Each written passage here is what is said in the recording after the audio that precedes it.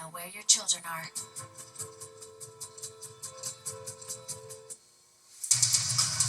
Right now on Beat 10 o'clock news.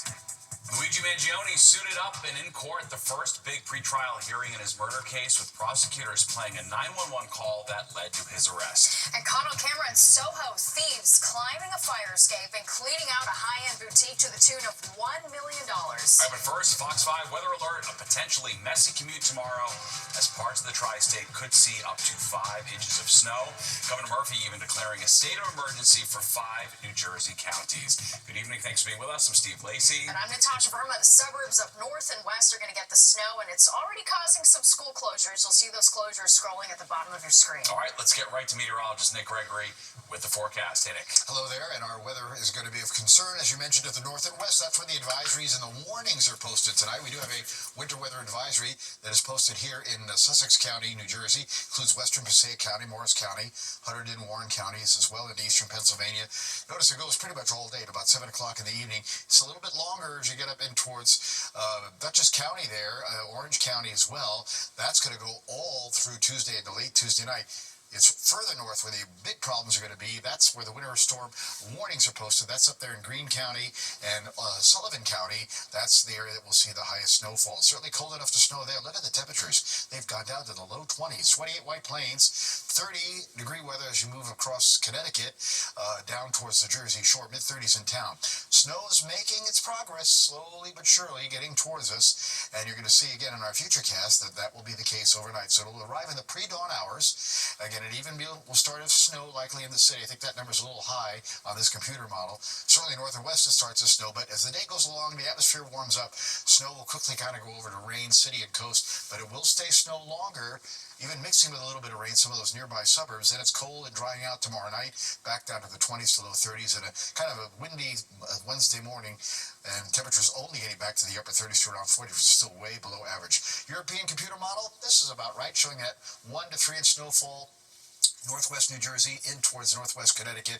The higher numbers as you move further north, and that's pretty much what my forecast is calling for. No accumulation for the city near the coast, really. A coating could happen central New Jersey, southwest Connecticut.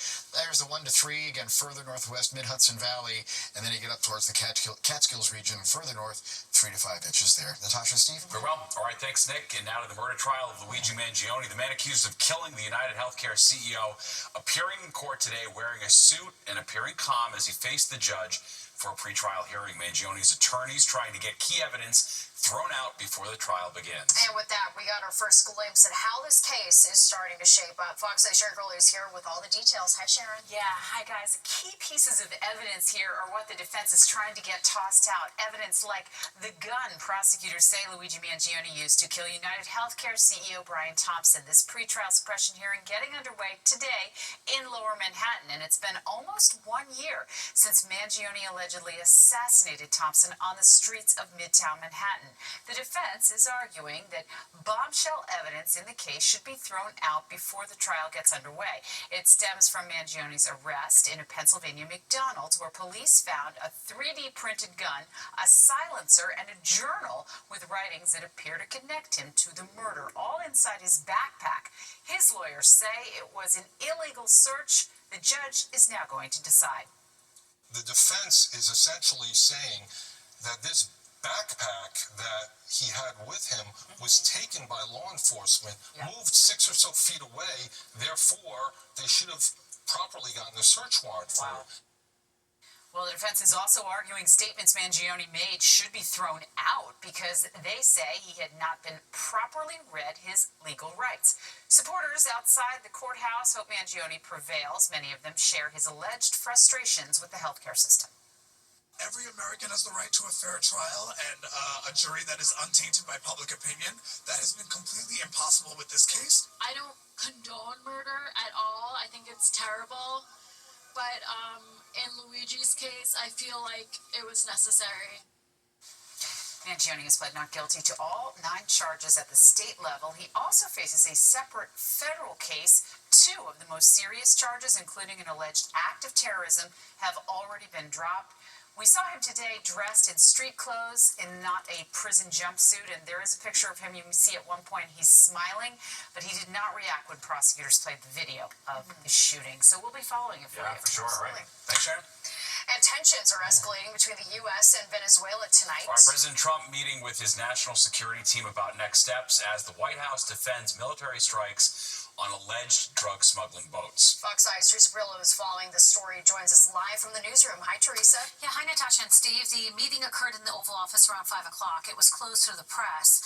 According to the White House press pool, the President, the Secretary of State, the Chairman of the Joint Chiefs of Staff, and the Secretary of Defense were present.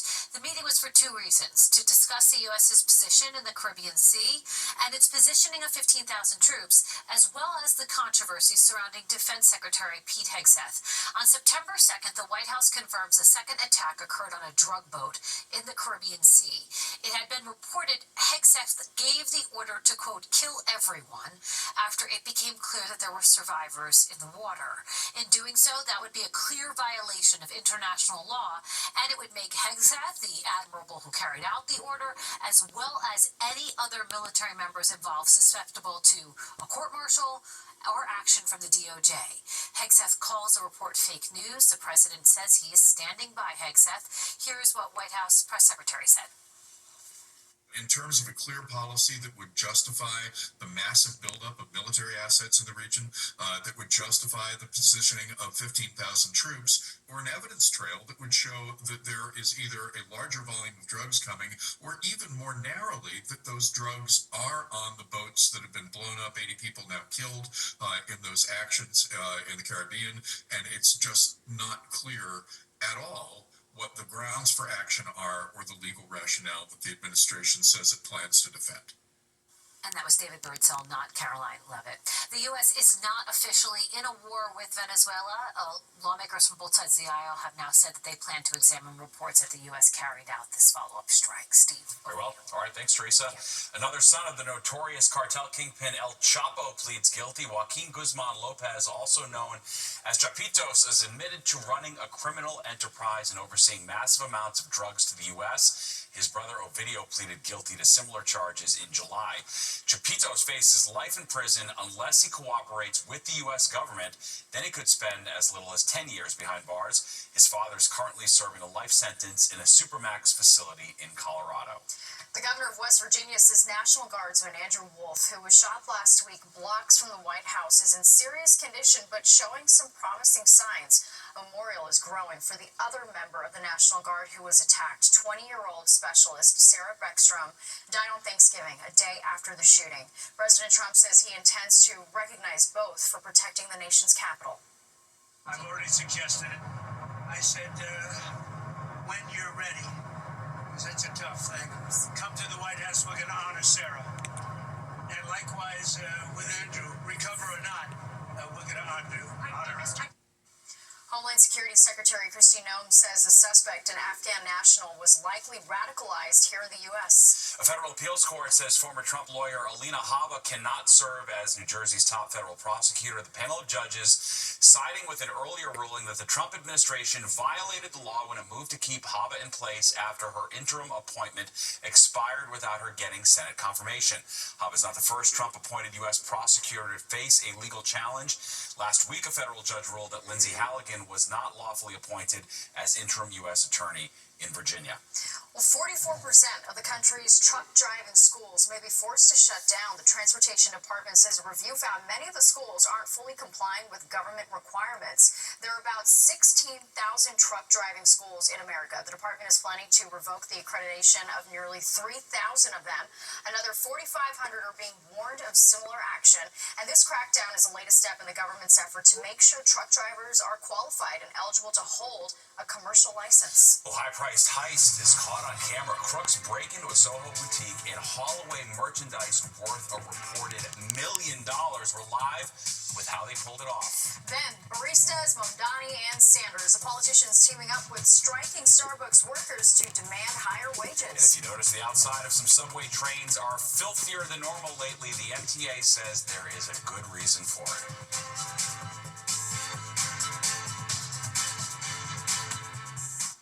Fox Local. Breaking news in Midtown. Shots fired inside the Times Square subway station. Police say it happened on the mezzanine of the ACE lines just before 8:30 tonight. No one was hit.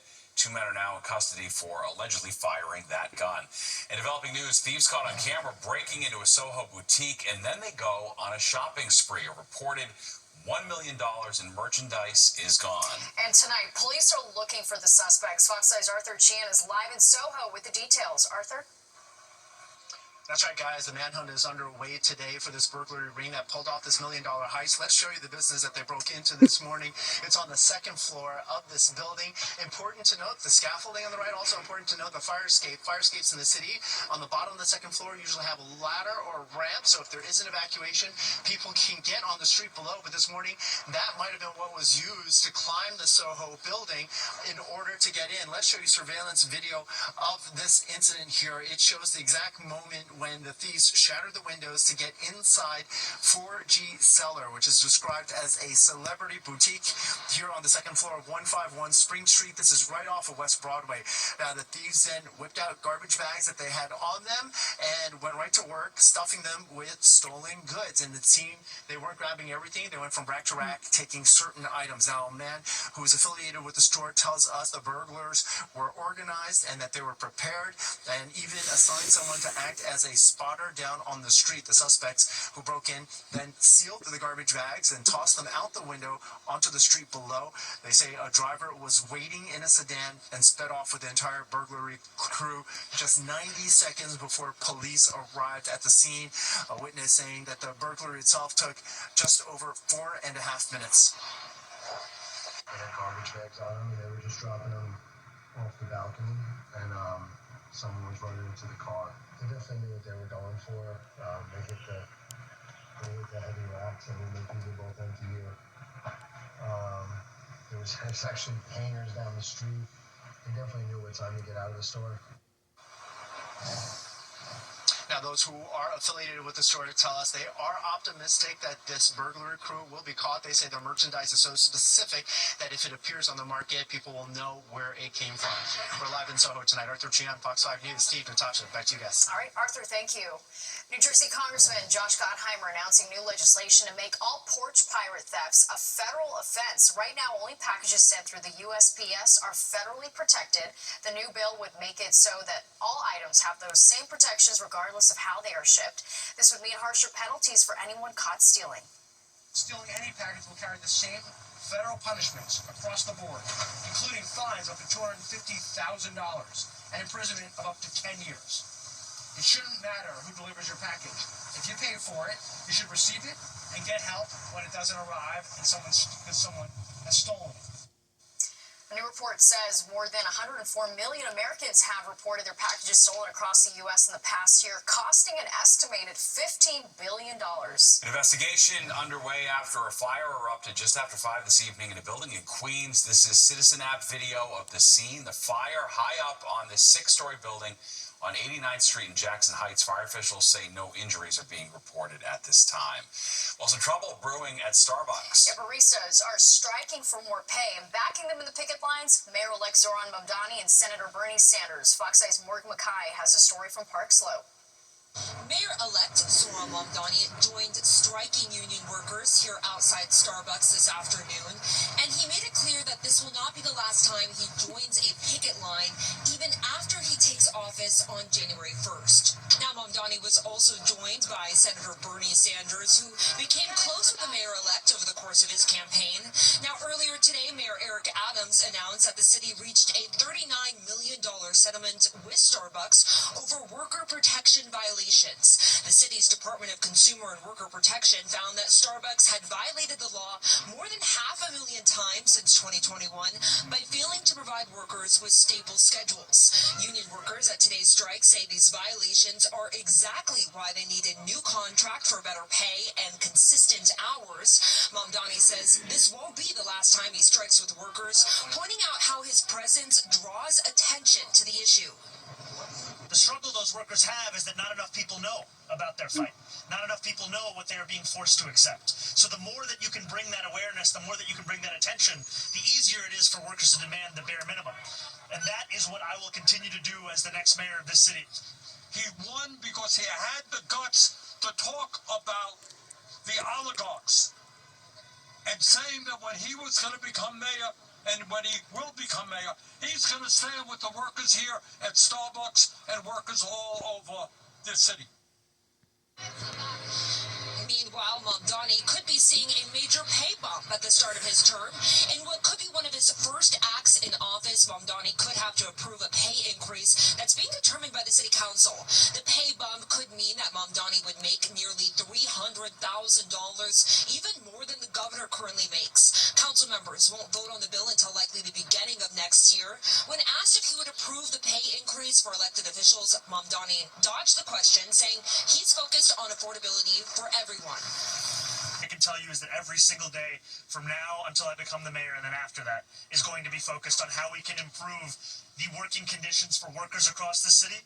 Now, Mamdani has also urged his followers to boycott Starbucks while workers are striking.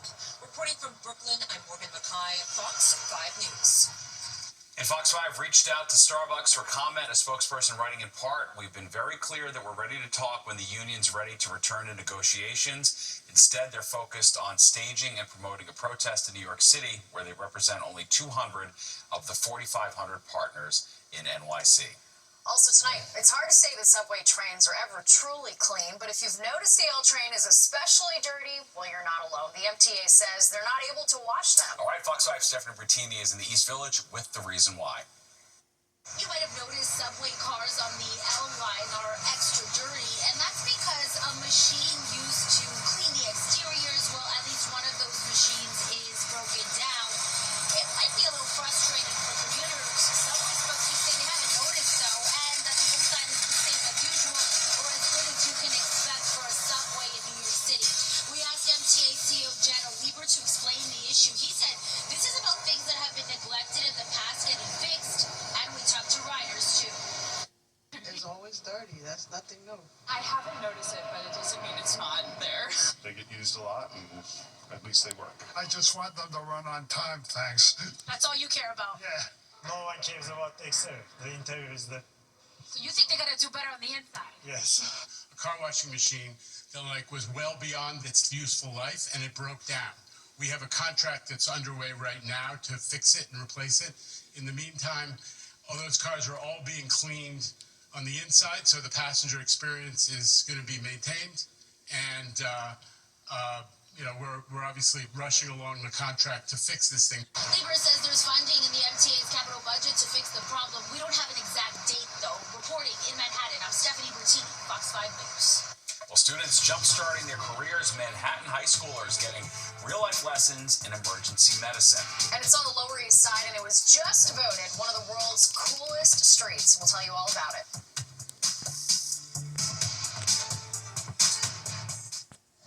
All right, time to get a check of the forecast. Big changes coming. Yeah, let's go to Nick for a look at the wintry weather that's about to move in. Yes, it's, today, by the way, marks the official start of the meteorological winter, which is on December 1st. Not to be totally confused with the astronomical start of winter. That's on December 21st. So just to give you an idea. Yep, and so, well, we're starting right on time. Here's meteorological winter today, and here comes some wintry weather. And look at the temperatures in the low 20s. North Jersey, Hudson Valley, now 22, Poughkeepsie, 21, Monticello. We're even at the freezing mark at Islip, and we're 26 in the Hamptons, 30 at Belmar. So initially, well, these temperatures may start warming up a little bit towards morning, but initially we'll see the snow overspread the area in the pre-dawn hours, and then eventually that will kick over to rain, first the city and along the coast, and then it'll mix with rain in the northern suburbs before becoming all rain. The farther northern suburbs, as you'll see, will predominantly stay as snow as we get through the forecasts. It'll just be colder up there. It's a very light northeasterly wind that will continue tonight and become more easterly. And again, the winter storm warnings are up to the north here. You get up in towards portions of Ulster County, and again extending in towards Sullivan County. Again, that will continue to be the issue there.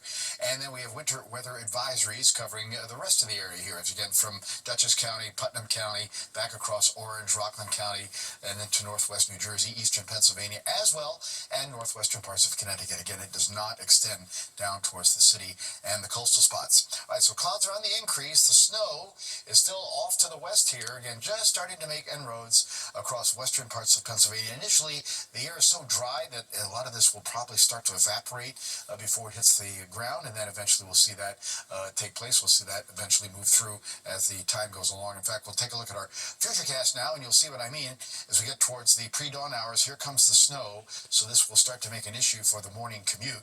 And again, we've already discussed that there's going to be some school delays and maybe some closures too, particularly as you get off to the north here.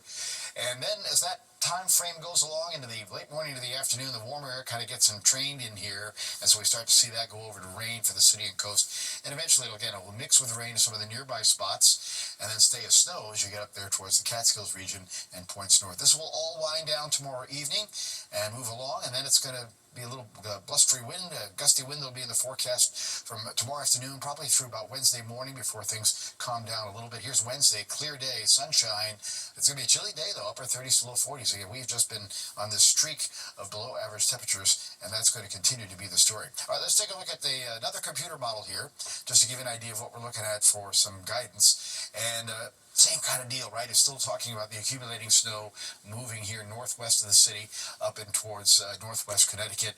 That's that 1 to 3 inch band that I have in my forecast. And then, again, the further north you go, some of those numbers ramp up to that 4 or 5. Maybe a few isolated spots may get to that 6 inch amount. But I'm really just thinking about 3 to 5 inches there. Again, this is Sullivan County, up into the Catskills region, western Massachusetts, and then that 1 to 3 inch snowfall as you go from North Jersey, mid-Hudson Valley, northwestern Connecticut, just a coating of snow, again, as you get closer to town and then the city and the coast. That just, won't last long enough because it ended up going to rain. Temperatures overnight, low 20s north and west, about 33 or so in the city, close again to the freezing mark along the coast as that snow moves in.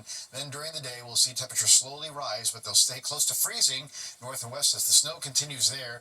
But we do get into the 40s and even upper 40s, Jersey Shore, across parts of Long Island. Steve and Natasha.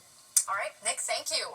When you think of iconic streets here in the city, Fifth Ave, Mulberry, even Wall Street. All right, but the coolest, that's on the Lower East Side. Orchard Street has just been named coolest in America and one of the top 10 in the world, according to Time Out magazine. It ranks number 9. The block has coffee shops, cool retail stores, and great eateries. Everybody be out here. You can shop, you can eat. You could definitely spend your whole night just like in this, half a block region. Like you can get a drink here, have a whole different energy next door, grab a bite across the street. It is very cool down there. Roscoe Street in Chicago was the only other American city on the list. It came in at 28. Well, there were many proposals and rejections, and now 3 downstate casinos are a big step closer to getting their licenses. All right, but not everyone's happy about today's approvals. We will have the reaction next.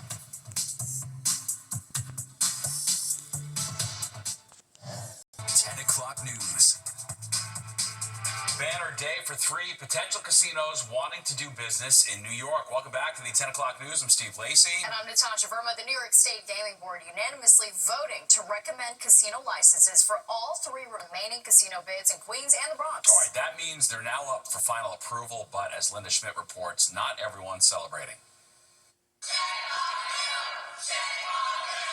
Chanting "Shame on you," protesters walked out after the New York Gaming Facility Location Board approved licenses for 3 casinos, 2 in Queens and 1 in the Bronx. We're going to commit financial fraud against our working people. We're going to destroy the emotional upbringing of our children. We will never stop fighting this casino. One of the casinos would be built next to Citi Field. Steve Cohen, the owner of the New York Mets, is partnering with Hard Rock International to build a sprawling complex in Queens. It would include a concert venue, hotel, bars, and restaurants. Developers say it will create about 6,000 permanent jobs and bring in more than $1 billion a year in tax revenue. The second casino license would allow Resorts World at the Aqueduct Racetrack to expand its current gambling facility. They claim it would create 5,000 permanent jobs and generate more than $1 billion a year in tax revenue. And then there is Bally's in the Bronx. The casino would be built at Ferry Point next to the Whitestone Bridge. The golf course property was previously owned by Donald Trump. Developers say it will create about 4,000 jobs and raise about $400 million in tax revenue. These applicants have to apply to the Gaming Commission. The Gaming Commission has a wide-ranging set of criteria that they use. Governor Hochul applauding the board's decision, saying, quote, "The 3 projects approved today promise to unlock billions in funding for the MTA and create tens of thousands of jobs. Now, if any of the 3 receive final approval, they must pay a $500 million license fee up front. And all that money goes to the MTA." As for the next step in this process, the New York State Gaming Commission will decide by the end of this month whether to accept or reject the 3 casino bids. In Willets Point, Queens, Linda Schmidt, Fox 5 News. Voters heading back to the polls in Jersey City and Hoboken tomorrow to elect new mayors. In Jersey City, Councilman James Solomon and former Governor Jim McGreevey are battling it out. Neither received more than 50% of the vote last month. The winner will replace outgoing Mayor Stephen Fulop. And in Hoboken, council members Emily Jabor and Michael Russo are vying to succeed Mayor Ravi Bala, who opted not to seek a 3rd term. New Jersey Governor-elect Mikey Sherrill announcing her first cabinet pick will include overseeing state elections, small business services, and efforts to promote tourism. Well, a real-life simulator training high school students in Lower Manhattan for careers in emergency medicine. As Fox Eye's Arthur Chian shows us, they're getting hands-on experience that's opening up a world of job opportunities right after they graduate. It's so real that it's wild. What you're hearing here is actually a mannequin coughing. In fact, everything here matches reality, from the stretcher to the ambulance simulator. Launched in October, this hyper-realistic life-saving training is part of the curriculum at the Urban Assembly Early College High School of Emergency Medicine, located in the Two Bridges neighborhood in Lower Manhattan. The public school is run by the nonprofit Urban Assembly. 12 seniors on this day got hands-on training in the ambulance simulator, learning by building muscle memory instead of memorizing notes. This really puts you in the shoes of an EMT. Yes, I think it's like it falls apart from it goes apart from, just sitting down and taking notes and trying to memorize it. This is a space where we're able to make mistakes and laugh before we actually get into the real world where someone's life is actually in our hands. Years ago when I was in the EMT school, it was like, pretend this happened, pretend this is going on. It's really like real life. They could hear the wheezing, they could see the patient's breathing, they could see whether the patient's breathing too fast or breathing too slow. So it allows scenarios to become more real for them. It's not just the potential patients who benefit, but students who complete the course receive an associate degree in paramedic science, which can give them a leg up in careers in the healthcare industry. This program is way different than what other schools offer, because through this program we can actually earn a certificate that allows us to work right after we graduate, which is something that I think makes us stand out from other people. Well, the program has short-term goals, which is to immediately impart on their students these life-saving skills. They're also trying to tackle a long-term problem, and that is the shortage of EMTs and paramedics in the city.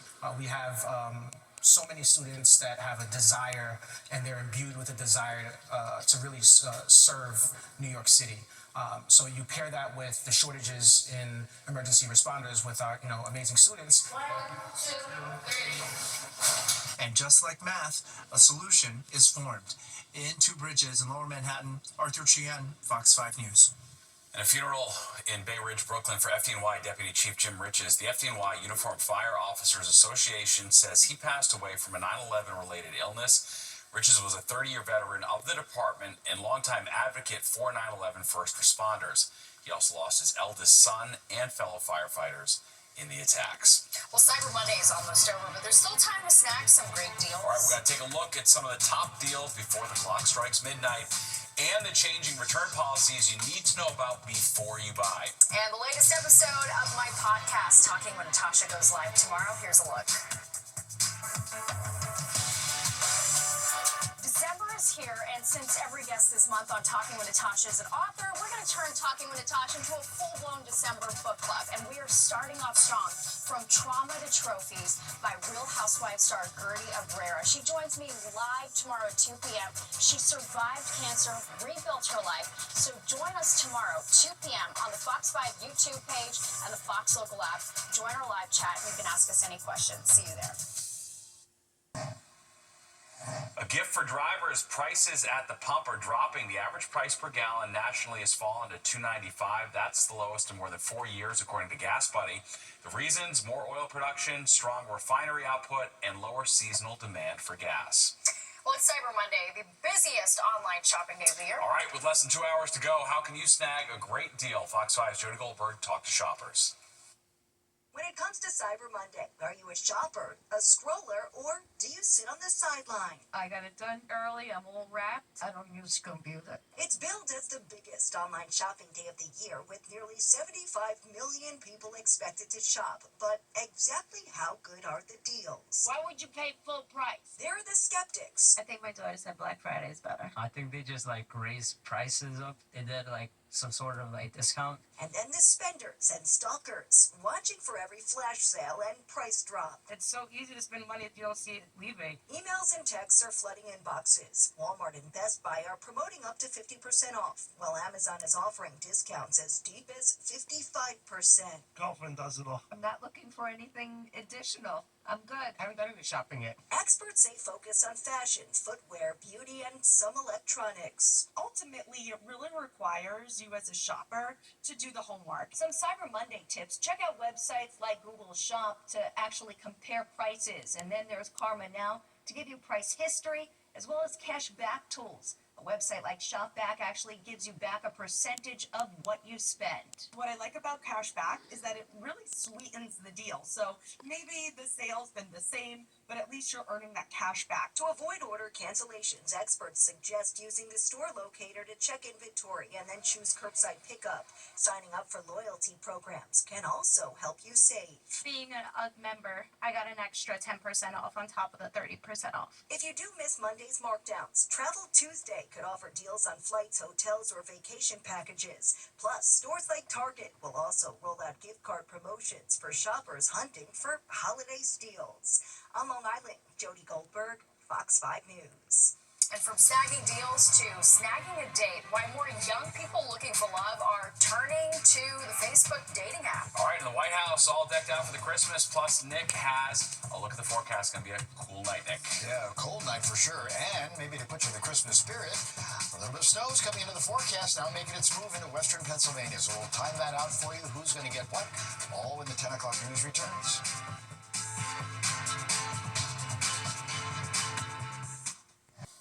Well, when you think of the most popular dating app, Facebook probably isn't top of mind. It actually has more users than Hinge, and as Fox 5's Kendall Green shows us, it's getting more popular with young people. Fox 5 did a quick dating survey on the Lower East Side. If you're looking for love, you should try Stanton down the street, leaving New York. If you're looking for love, try Dating apps, I guess. We're getting warmer. Maybe try Facebook Dating, Meta's own matchmaker, turning out to actually be a hit, with some stats that show it outperforming online dating platforms like Hinge. I didn't even know Facebook had a dating app. Yeah. Facebook is the only platform I don't have, and I haven't tried. So, should I? I mean, I need to be convinced. Somebody needs to convince me. Well, the data is convincing. Since Facebook Dating's U.S. launch in 2019, the platform has been capturing the hearts of a younger crowd, with more than 1.7 million daily active users between 18 and 29 nationwide. Well, I'm 28, so I'm almost in the cutoff. I'm 25, so I'm still in range. I'm good. So it's not just boomers on the book. Facebook Dating itself actually seems to be booming compared to its rivals. According to the New York Times, overall, the platform has about 21 million daily users, compared to Hinge, drawing about 15 million daily users. I'm open to anything. I've only been on 3 Hinge dates total, but I do love Facebook for Marketplace. Matchmaker and dating coach Lisa Ronis shares for those considering the app, even if it's just online, they should try and make a nice visual first impression. Someone comes to me, if they don't have good pictures, the first thing we do is we hire a photographer. I used to be in the fashion business, so I style my clients to dress the way they would appear, on a date or casually. So a representation, put your best foot forward. So if you're single and you're watching this and you've abandoned that old commitment to Facebook, you may want to go and find that old login and go on a quest to find love if online dating is your thing. On the Lower East Side, Kendall Green, Fox 5 News. Yeah, I only recently found out that they had a dating app. Yeah. It showed me it when I, because I use it for Facebook Marketplace, but if it shows you your mutual friends and, maybe it's better. They know than everything Hinge. about everybody, so it makes Might sense. as They have well. the best dating site too, or the most popular one for sure. Indeed. All right, let's go to Nick now for a look at the forecast. We're getting ready for a major taste of winter tonight, Nick. Yes, particularly north and west of the city. That's where we're going to have issues going into tomorrow, as we've been sort of advising you. We've been kind of talking about this right from the end of last week. So we're going to be dealing with some snow in those areas, and even in the city, a little snow at the start. But it'll probably go over to rain pretty quickly as the colder air gets retreated up to the north. We just have a mostly cloudy sky now, and look at the day. Well, it wasn't 56, I can tell you that. I don't know where that came from.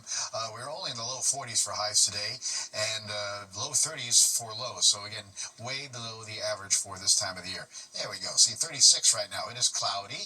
Northeast wind is light. Humidity is up there a little bit, but the dew point is still down at 18, so the air is still very dry. It's going to take a while for that snow to reach us. Again, in the pre-dawn hours, that's what it's looking like right now. That pressure is falling. There's a sign that system is approaching from the south and west. It's cold enough to snow in most of the area.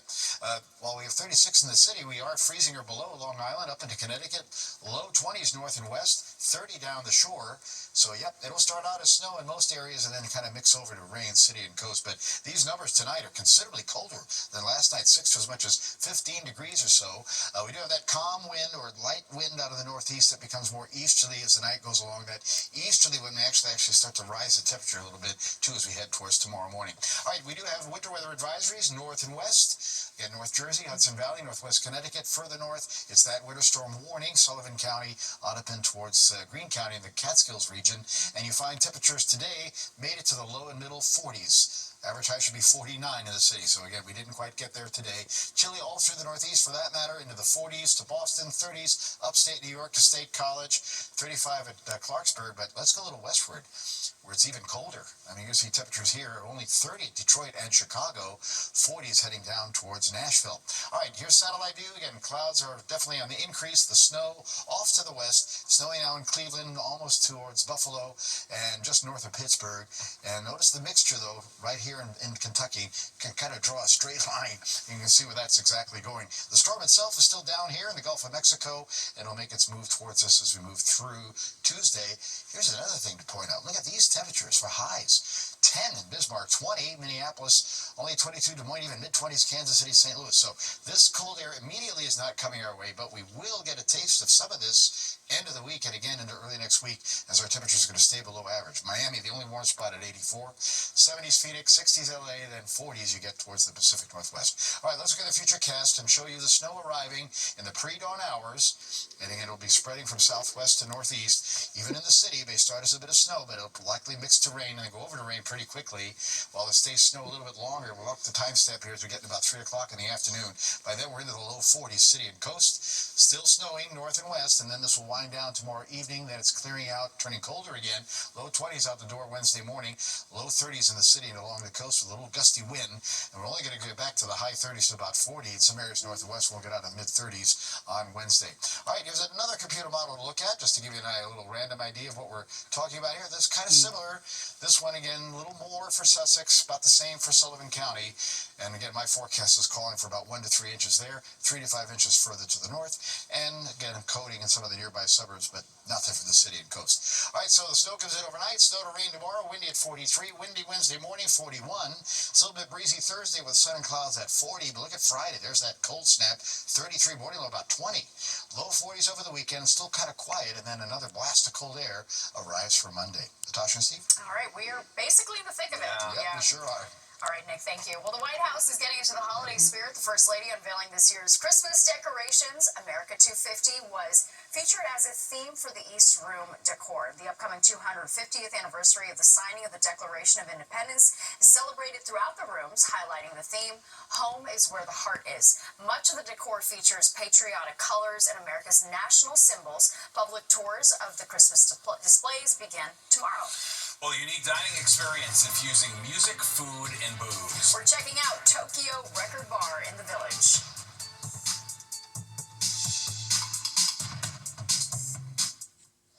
Food and music are two of life's simple pleasures. And the spot downtown is making sure you get the most out of both. Ryan Christopher takes us to Tokyo Record Bar.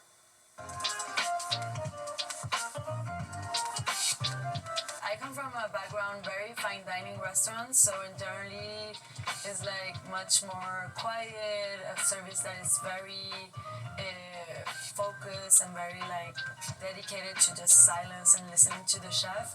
And here it happens often that you are cooking and you don't realize you're singing along to the songs. That's Chilean-born chef Ignacia Valdez, the head chef at Tokyo Record Bar in Greenwich Village, where they're serving up high-end omakase cuisine paired with good music, strictly spinning on vinyl. Upstairs, you'll find eclectic drinks on the menu with various DJs on the turntable 7 days a week. And downstairs, the guests actually put in requests and select a playlist paired with the prefix menu. You come on a Tuesday and you have some very disco moods, but you can come after on a Friday and it's more techno and it's more like party mode. Hey, do you mind saucing and putting the rice in the bowl so we can serve it up? All right, it's time to taste some dishes with Chef Valdez. This one I always recommend to eat it with your hands. Okay. Oh, really? Yeah. So get dirty with it. Get dirty. Okay, so again, this is made up of what? It's a potato layer with a torch mackerel, PP sauce, homemade relish, smoked trout roll. This is unreal. Can I lick 5 more of those, Chef, please? That is so delicious. Next up, Chef is serving a sweet and salty delight, tomato sorbet on nori with rice paper. And when you open it up, it has tuna, bluefin tuna, on top of a cashew cream, guajillo oil, and purple shiso. So that is the tomato gazpacho that we turn into a sorbet. Chef, come on now. That's crazy. And who thinks of doing that? Now for the main entree, duck breast with a specialty sauce. The sauce is very nutty, and it has a lot of Korean condiments like kimchi and gochujang, but it also has our own mixed powder that we made in-house that is a mix of nuts and seasonings that all go together, and we do like a chili oil and we put it on top of it. This is unreal. Oh, and we can't forget to request a song. I mean, it is Tokyo Record Bar. Here's mine. You ready? Okay, don't tell Chef. Bee Gees, Dual Disco. Hit it! Oh, yeah. Oh, you hear the crackle, Chef. Come on now. The Bee Gees, baby. All right, so describe this final dish. It's so delicious. This is the sashimi platter that has a catch of the day, so it would change depending on the day that you arrive. And it's generally raw fish, but we always have oysters as well. The connection of the three of them is that they all have a type of spicy, peppery condiment on top. So in this one you have serrano peppers, this one is the red pepper spicy. On top of this you have a yuzu spicy condiment. I love that I have the prefix downstairs because it gives me a lot of fish for upstairs as well, so I can do this platter without making too much effort, if you know what I'm saying. I know what you're saying. Keep it simple. They need to play more fish with the fish. I love that thought. I was happy with the Bee Gees though. That did look pretty good. It looks pretty cool. Yeah, indeed. All right, more of the 10 o'clock news straight ahead. We'll be right back.